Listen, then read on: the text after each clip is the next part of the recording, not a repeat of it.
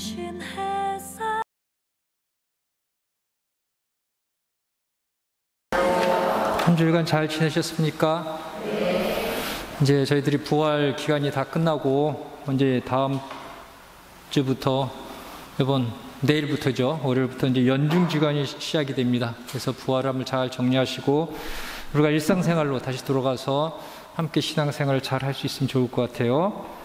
오늘 성령 강림 대축일을 맞이해서 성령에 대해서 사람들이 의외로 많이 모르시더라고요. 전 성령에 대한 어떤 그 기억은 저희 어머니가 제가 어렸을 때보다 한 중학교 때 정도 됐을 때까 본당에서 뭐 유명한 신부님이 오셔서 성령 세미나를 하셨습니다. 일주일간. 그래서 많은 분들이 은사를 많이 받고 특히 언어의 은사, 방언의 은사를 이렇게 많이 하더라고요. 저도 엄마의 손에 잡혀가지고 끌려가서 하루를 보고 있는데 막 이상한 소리들을 해야 되는데 뭔 소리인지 못 알아들었고 막 이상한 사람들 같이 보이더라고요. 근데 신부님 뭐 해석을 해주고 뭐 열심히 설명을 하시더라고요. 그래서 여하튼 저에게 있어서는 별로 그렇게 좋지 않은 그런 경험이었기 때문에 왔는데 뭐 어머니가 저한테 그런 말씀을 하신 거예요. 왜 나는 일주일 동안 신부님이 시킨 대로 다 하고 열심히 하고 했음에도 불구하고 왜 저들이 하고 있는 저 이상한 언어를 못하냐고 저한테 그 말씀을 하시더라고요. 그래서 그게 다 아니고 성령의 은사는 여러 가지 있으니까 엄마는 다른 은사가 있으니까 너무 걱정하지 마시라고 했음에도 불구하고 또 그 경쟁심이 있어가지고 남들이 하는 거 나도 해야지 왜 못하는가라고 하면서 굉장히 아쉬워하면서 하는 것이 지금도 이렇게 생각이 납니다. 그래서 지금 이렇게 보면은 성령은 누구한테 있고 없고가 아니라 여러분들이 세례를 받는 순간에 여러분이 성령을 받아야지만 새로운 그리스도인으로서 살아갈 수 있는 것이에요.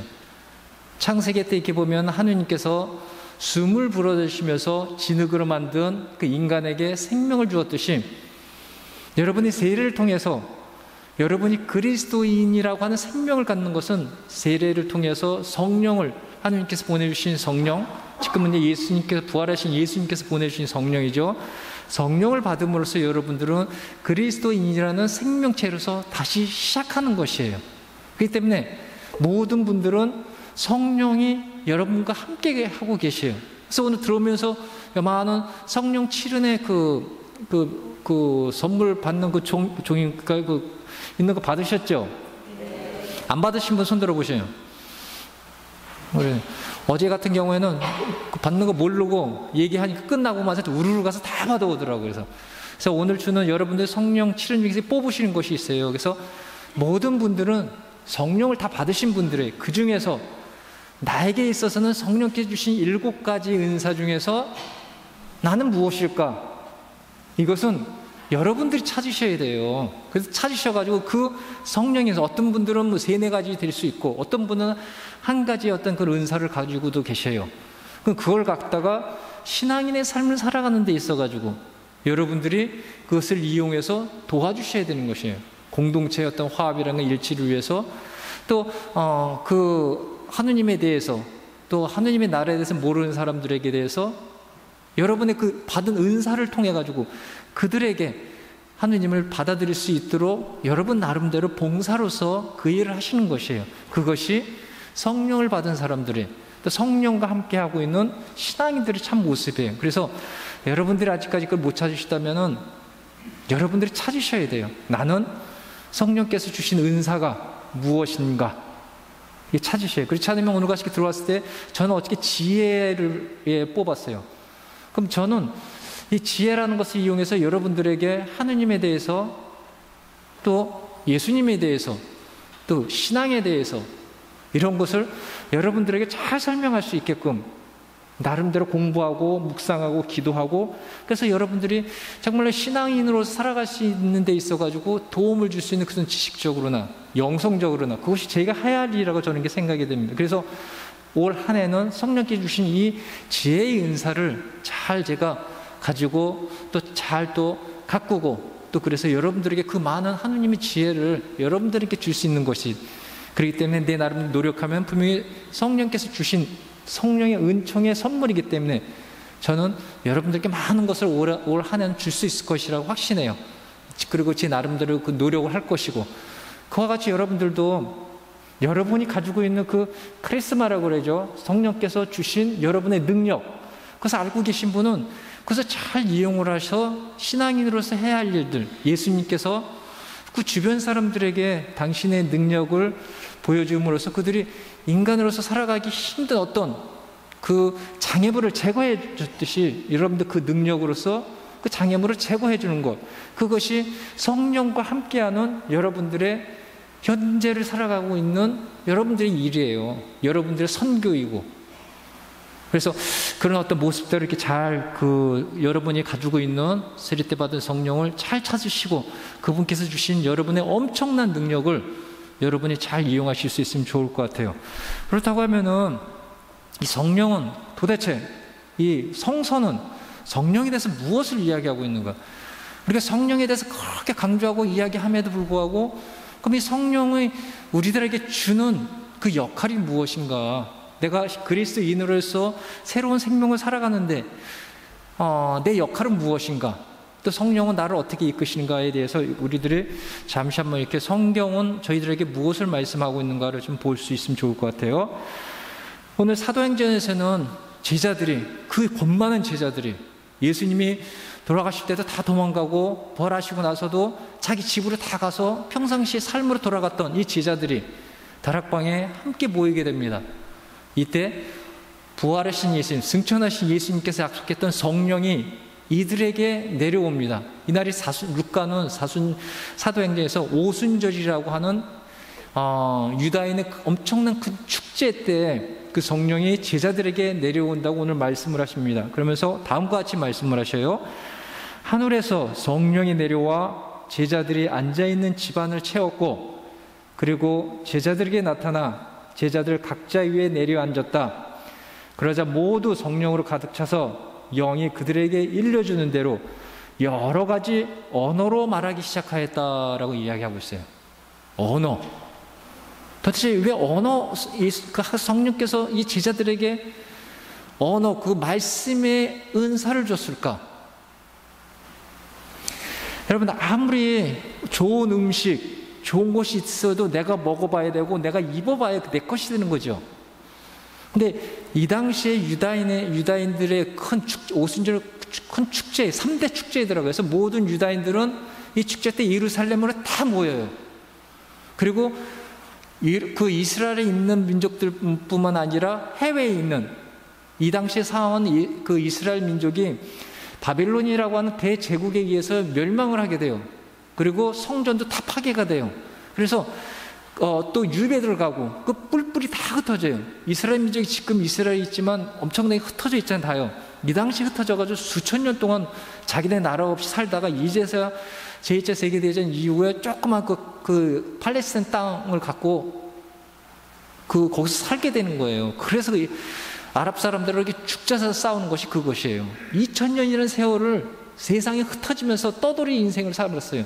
제2차 세계대전 때는 독일로부터 민족 학살이라고 하는 대단한 엄청난 민족이 다 없어질 만큼 위험한 그런 처지에 있을 정도로 너무나 힘든 삶을 살았던 민족이에요. 그만큼 그 주변에 흩어져 있는 것은 디아스포라라고 해서 유다 공동체라고 합니다. 근데 이 1세대 사람들이 가면은 그 사람들이 많이 히브리어를 이렇게 쓰게 됩니다. 근데 2세대, 3세대 세월이 흐르면서 언어를 잊어버려요. 유다인이지만 유다인의 언어를 잊어버리는, 부모님의 그 언어를 잊어버리게 되면서 그 나라에 살고 있으면서 그리스에 살고 있으면 그리스어를, 러시아에 살고 있으면 러시아를, 에집트에 살고 있으면 에집트어를 사용하지 히브리어를 사용할 수가 없었어요. 그래서 오순절 때 그 이스라엘 주변에 있는 유다인들이 모였을 때 사도들이 이 설교를 하고 싶어도 이 언어가 통하지 않으니까 알아들을 수가 없는 것이에요. 이때 성령께서 오순절에 제자들에게 성령을 내려주면서 언어의 은사를 주시는 것이에요. 제자들이 히브리어로 자기 말을 했을 때 듣는 사람은 자기네 나라의 말로 듣는 것이에요. 그리스 사람은 그리스어로 듣고, 러시아 사람은 러시아어로 듣고, 에집트 사람은 에집트어로 듣고, 시리아 사람은 시리아어로 자기 귀에 들리는 것이에요. 그래서 이걸 보면서 예수님이 어떤 분이라는 것을 복음을 선포하는, 또 뭐 예수님에 대해서 설교하는, 예수님을 증언할 수 있는 큰 힘을 얻은 것. 그래서 사도행전은 바로 이것이야말로 언어 폭발, 다시 말해서 제자들을 통해서 하느님의 말씀, 예수님의 시작했던 하느님의 나라가 이 유다인들에게 첫 번째로 선포됐다고, 그 선포된 날이 오늘이라는 것이에요. 그래서 사도행전은 성령을 통해 가지고 언어 인사, 다시 말해서 이 언어를 통해서 예수님을 전교할 수 있는 설교와 증언의 은총이 이 사도들에게 내렸듯이 우리 그리스도 신앙인들도, 미래의 신앙인들도, 그리고 여러분들도 예수님에 대해서 말할 수 있는 그런 언어, 능력, 언변을 주신다는 것이에요. 그래서 여러분들이 주변 사람들에게 나의 신앙을 이야기할 때 어떤 것을 이야기해요? 다른 게 없어요. 성서에서 예수님이 불쌍한 사람들, 가난한 사람들, 병자들, 이분들 고쳐주셨죠. 그 예수님이 고쳐주신 것이에요. 그 예수님께서는 어떻게 살아가라고 했어요? 사랑하라고 살아갔어요. 용서하시라고 살아가라고 했어요. 이런 얘기를 내 주변에 있는 사람들이 이야기하는 거예요. 그래서 내가 믿고 있는 예수님, 내가 믿고 있는 한 인간이면서 이런 어떤 삶의 모습, 또 이런 행동, 또 이런 큰 기적의 모습으로서 보여주셨던 분은 바로 인간 예수이면서도 그리스도이고 구원자이시고 하느님의 아들이라는 것이에요. 그래서 내가 이분을 믿는다 라는 증언, 설교를 이 예수님을 알지 못하는 사람들에게 여러분들이 가서 전해야 되는 것이에요. 이게 복음 선포예요. 복음 선포라는 게 대단한 것이 아니에요. 여러분이 알고 있는 예수님에 관해서 성서 저자가 얘기하고 있는 것을, 여러분이 들은 것을, 그것을 사람들이 여러분의 언어로서 쉽게 이해할 수 있게끔 설명해 주는 것, 이것이 복음 선포이고 성령을 받은 사람으로서 사도행전이 말하는 여러분의 은사임의 능력인 것이에요. 이 언어에 대해서. 그래서 두려워하지 마시고 여러분이 복음을 선포할 때, 또 예수님에 대해서 뭔가 얘기를 할 때 여러분이 알고 있는 그 지식의 그 언어로서 여러분들이 쉽게 상대방에게 예수님의 말씀, 예수님이 하셨던 일을 전해주는 것, 전달해주는 것, 이때 꼭 필요한 것이 성령께 기도하시는 것이에요. 나와 함께 계신 성령님, 제가 이 말을 지혜롭게 또 쉽게 상대방이 이해할 수 있도록 저를 인도해 주시고 저와 함께 해 주십시오 라고 기도하는 것, 이것이 성령을 가진 사람이 이야기해. 내 능력, 난 아무 능력이 없어, 난 아는 것도 없어, 이것이 아니라 여러분이 그 능력이 있는 것이 아니라 여러분이 가지고 있는, 여러분이 받은 성령이 하시는 일이기 때문에 여러분 도구로서 그냥 빌려만 주면 되시는 거예요. 단 하나 함께 해달라고 기도해 주시는 것, 손을 벌리시는 것, 이것이 사도행전이 말하는 여러분께 주신 능력입니다. 그렇다고 하면 요한복음에서는 과연 이 성령이 나에게 어떤 능력을 주셨는가? 요한복음에는 다음과 같은 말이 있습니다. 20장 21절에 부활하신 예수님께서 그리고 승천하시고 제자들에게 나타나셔서 아버지가 나를 보내신 것처럼 나도 너희를 보낸다라고 말씀하십니다. 예수님은 당신의 아버지께서 당신의 아들을 이 지상에 보내셨어요. 그래서 모든 권한을 다 줬어요. 치유의 권한, 또 이 가난한 사람들과 약자들에게 함께 살 수 있는 이런 권한, 또 인간이 인간답게 살아갔을 때 그것을 가로막고 있는 장애물을 제거하는 그런 권한, 또 용서할 수 있는 권한, 엄청난 권한을 예수님은 이 지상에다 보여주셨거든요. 이것은 하느님으로부터 받은 권한이에요. 그래서 예수님을 통해서 하느님이 누구라는 것을 우리 인간들은 다 알게 됐습니다. 예수님을 통해서 하늘나라는 어떻게 살아야 되는지, 어떤 법을 갖고 살아가는지, 이것에 대해서 예수님의 말씀, 그 삶을 통해서 저희들은 알고 있습니다. 또 하늘에 계신 아버지가, 우리가 기도문에 매일 그 기도하는 하늘에 계신 내 아버지가 어떤 분이라는 것을, 어떻게 생겼는지, 무엇을 먹고 사시는지, 이거를 예수님을 통해 가지고 우리는 다 알고 있어요. 보았으니까. 그리고 여러분들은 그 보았던, 증언했던 사람들이, 증거자들이 쓴 복음을 통해서 예수님을 통한 하느님의 모습을 본 것이거든요. 그런데 예수님께서 이제 마지막 이 지상의 삶을 다 끝내고 당신의 아버지께 돌아가면서 제자들에게 이제 아버지가 나를 보낸 것처럼 이제 내가 너희를 저들에게 보내겠다고 말씀을 하셔요. 이건 뭔 뜻이냐 하면은 하느님께서 예수님께 주신 모든 권한을 예수님께서 제자들에게 다 준다는 것이에요. 성령을 받은 사람들에게 모든 권한을 주신다는 것이에요. 그럼 여러분들도 성령을 받으신 분들이에요. 그래서 여러분 안에 부활하신 예수님의 모습이 있는 것이에요. 부활하신 예수님의 능력 그리고 권한이 여러분이 다 가지고 계신 것이에요. 제가 그러지 않았어요. 여러분은 모든 것 성령을 갖고 계신데 성령이 주시는 너무나 큰 은총, 은사가 있는데 여러분이 찾지 않고 또 관심이 없어. 왜? 세속의 것에 관심을 두다 보니까 성령의 하늘께 주신 그 너무나 큰 은총의 선물들을 보지 못하는 것이 장님이 되어 있는 것이에요. 요한복음에서 그러지 않습니까? 많은 장님들은 실질적인 장님이 아니라 신앙의 장님이 될 수밖에 없었던. 그래서 그 영적인 그런 장님에서 눈을 뜨게 해주는 것이 예수님의 일이었다는 것이에요. 지금은 성령을 볼 수 있는 장님이 되신 분들, 이분들은 눈을 떠야 할 때예요. 그래서 성령께 주신 그 엄청난 능력을 여러분들이 교회를 위해서 또 하느님을 위해서 예수님을 위해서 쓰셔야죠. 그래서 요한복음은 내가 너희들 아버지가 나를 보내신 것이 내가 너희를 보내면서 뭐를 주시냐면 성령과 용서의 권한을 주셔요. 그리고 성령도 여러분이 다른 사람들에게 주실 수 있어요. 여러분이 다른 사람들에게 세례를 줄 수 있어요, 없어요? 여러분이 세례를 줄 수 있어요, 없어요? 있다, 손 들어보세요. 없다, 손 내리세요. 다 틀렸네, 그러면. 교리 다시 배워야겠네, 다들. 세례를 주는 것은 성서 어느 구절에도 사제만 줘야 된다는 법이 없어요. 요한복음에 그랬잖아요. 너희들이 새로워지려면 하늘에서 물과 성령으로서 새로 태어나야 된다 그랬어요. 여러분이 세례를 주면 그 사람은 성령을 받는 것이에요. 그 사람 신앙고 예수님을 그리스도의 구세주여 하느님의 아들로 받아들이고 그분의 말씀대로 살아가겠다고 약속을 하면 여러분이 세례를 주는 거예요. 성부와 성자와 성령으로 나는 당신에게 세례를 줍니다 하고 세례를 줄 수 있는 거예요. 여러분 모두 다 세례를 줄 수 있어요. 알았어요? 네. 왜? 무엇을 받았기 때문에?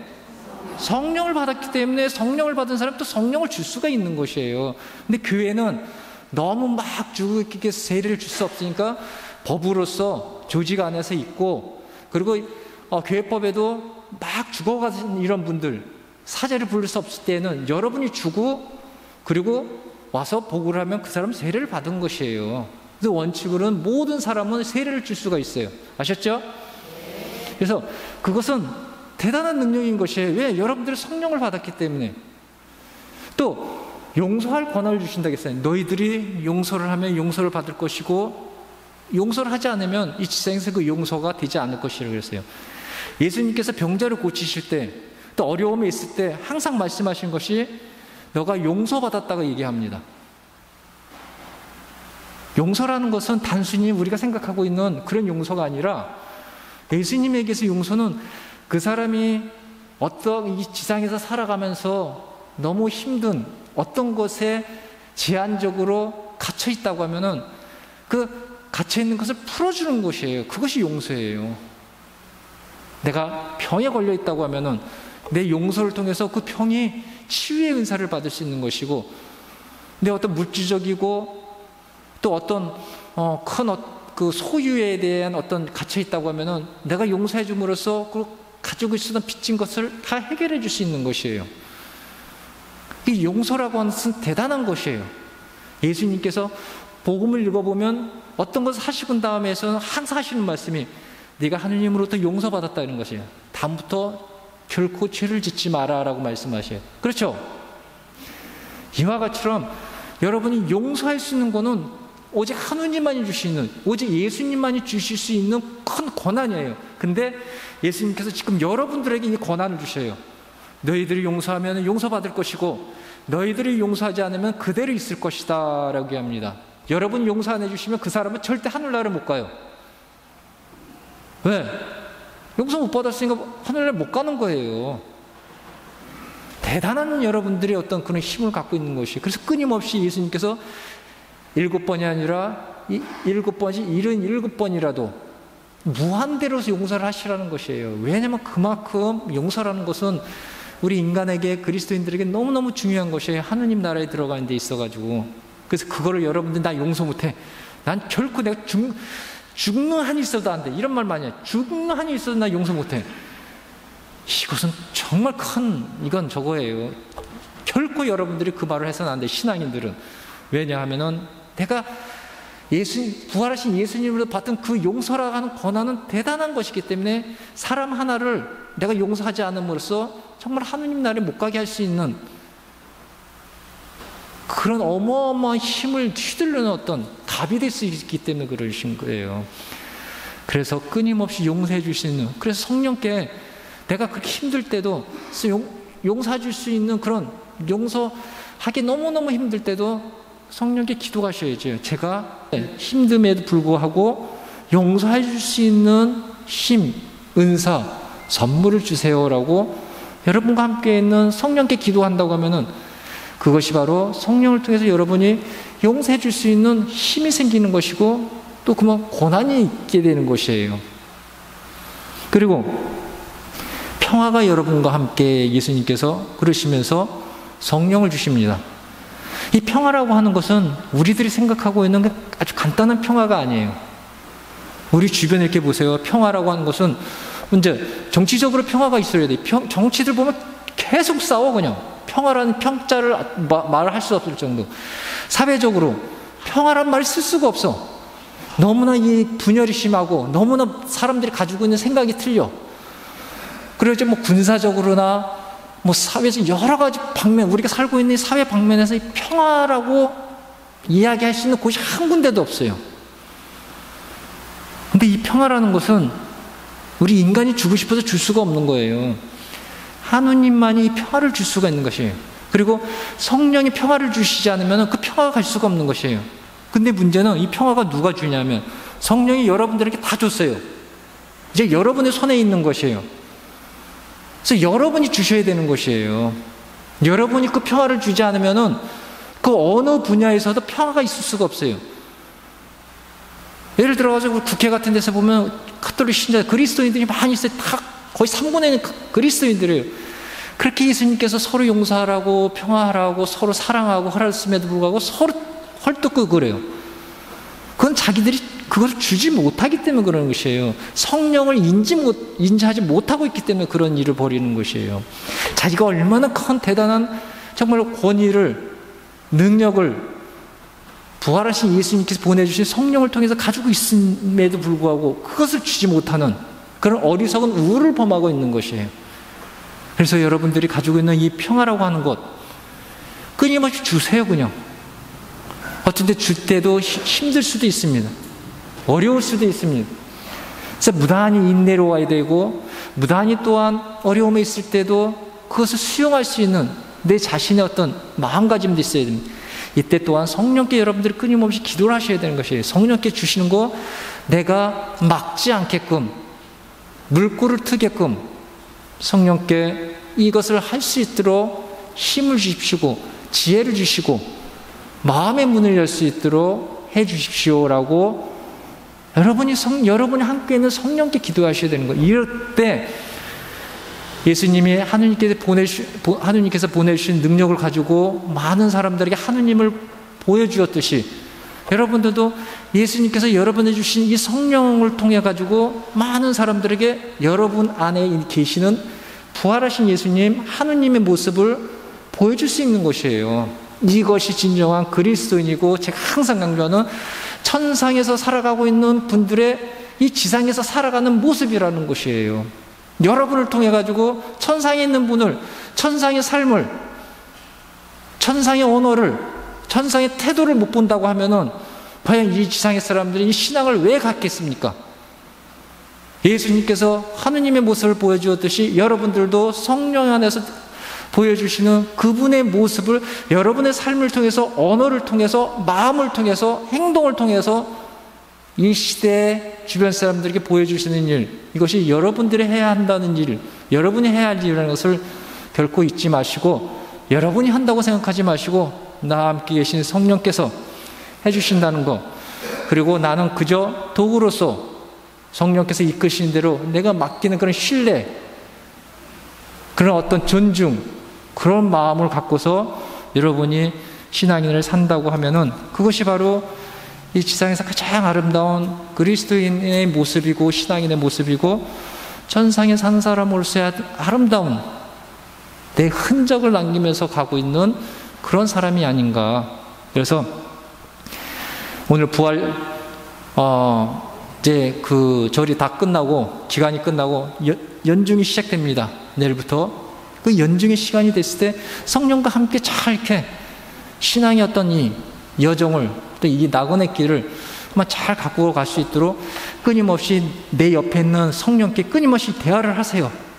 이것도 물어보고 저것도 물어보고 또 내가 이해하지 못하는 것도 옆에 있는 성령께 물어보시고, 그러면 성령께서 여러분들 다 대답을 해주십니다. 그 대신 마음의 문을 여시고 전적으로 신뢰하는 마음으로 그분께 내 다 맡기면서 물어보시고 함께 할 수 있는 신앙의 여정을 갖는다고 하면은 정말 아름다운 올 한 해가 되지 않을까 이렇게 생각이 듭니다. 그래서 비록 올 한 해 여러분들에게 어떤 기쁘고 즐겁고 행복한 일도 있겠지만 그와 반대로 어려운 일도 있고 시련도 있을 것이고 너무너무 고통스러운 그런 어떤 순간도 있을 것입니다. 이 순간순간 때 여러분과 함께 계시는 성령께 기도하시고 도움 청하시고 또 성령께서 이끄시는 대로 살아가는 그런 착한 그리스도인 천상의 사람이 될 수 있기를 기도드리겠습니다.